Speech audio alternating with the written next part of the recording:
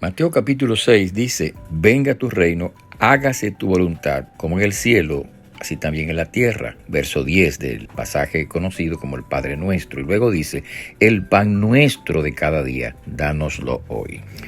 Una cosa que llama la atención en esta oración es que las primeras frases de la oración del llamado así Padre Nuestro no tienen que ver con peticiones acerca de nuestras necesidades, sino más bien que se enfocan en, uno, santificar o alabar el nombre de Dios, y número dos, orar porque el reino de Dios se establezca en este mundo, porque el reino de Dios se establezca en las vidas, porque la voluntad de Dios se haga en la tierra como se hace en el cielo. Pero eso comienza con nosotros, es decir, no se trata de una afirmación cualquiera, como a menudo la pensamos o la repetimos, sino que al decir hágase tu voluntad como en el cielo, así también en la tierra, eso nos incluye a nosotros, que se haga la voluntad de Dios en nuestra vida. Pero esta declaración no es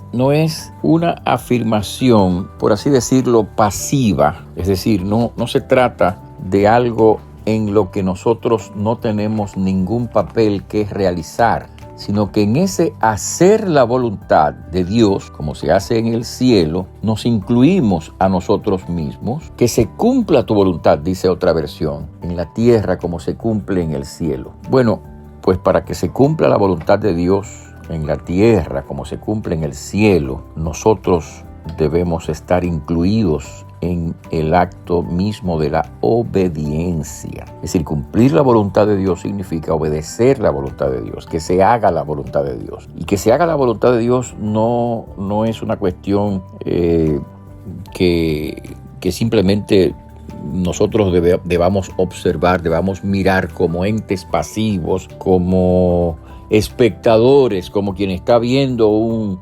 espectáculo fuera que no lo incluye a él, sino que en que se cumpla tu voluntad o que se haga tu voluntad en el cielo o en la tierra como se hace en el cielo, nos debe incluir a nosotros. En otras palabras, nosotros somos los que tenemos que hacer la voluntad de Dios. O sea, Dios va a llevar a cabo su voluntad de todas maneras, pero nosotros estamos incluidos en ese acto de hacer la voluntad de Dios. Hacer la voluntad de Dios es obediencia, hacer la voluntad de Dios es sujeción, hacer la voluntad de Dios es entrega, hacer la voluntad de Dios es humildemente depositar nuestra confianza, nuestra fe en el Señor y nuestra vida en Él para seguir sus pasos, no nuestros pasos, porque noten que se dice que se haga tu voluntad sea hecha, la voluntad de Dios sea hecha. El Salmo 143, versículo 10 dice: enséñame a hacer tu voluntad, porque tú eres mi Dios. O sea, si nosotros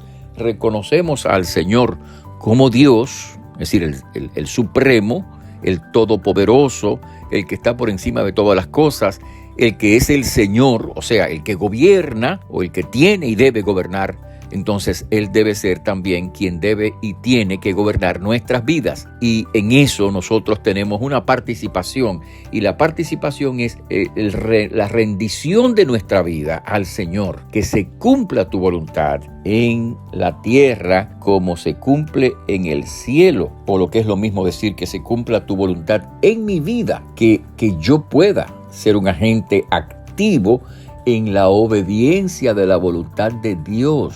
Y para hacer la voluntad de Dios debo conocerla. Y por supuesto, para conocer la voluntad de Dios necesito hurgar en su palabra, la Biblia, la palabra de Dios, contiene la revelación de Dios, es la revelación de Dios, tiene la palabra de Dios para nosotros, y por lo tanto, si queremos hacer la voluntad de Dios, tenemos que averiguar qué es la voluntad de Dios, cuál es la voluntad de Dios, qué es lo que a Dios le agrada, qué es lo que a Dios le gusta, qué es lo que Dios quiere de nosotros.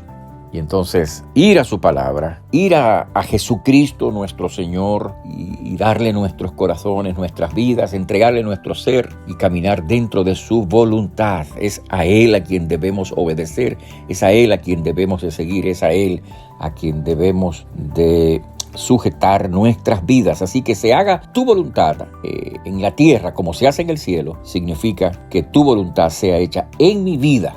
Y yo no solamente me sujeto a lo que tú quieras, a tus dictados soberanos, sino que al mismo tiempo yo participo en ese acto de obediencia, entregando mi vida a Cristo, viviendo todos los días para la gloria de Dios, para la obediencia del Señor. Es importante que en este día tú te examines y pienses por un momento, ¿estoy yo haciendo la voluntad de Dios? ¿Se hace en mi vida la voluntad de Dios de forma activa? ¿Participo yo en ese acto de obediencia? ¿O simplemente no me interesa ni me importa este tema de la voluntad de Dios? ¿O simplemente lo repito como una oración que aprendí en mi infancia y que no me detengo a pensar de qué estamos hablando cuando hablamos de la voluntad de Dios? ¿Cómo funcionas tú frente a esta gran declaración? Es importante que te examines y le pidas a Dios que te ayude.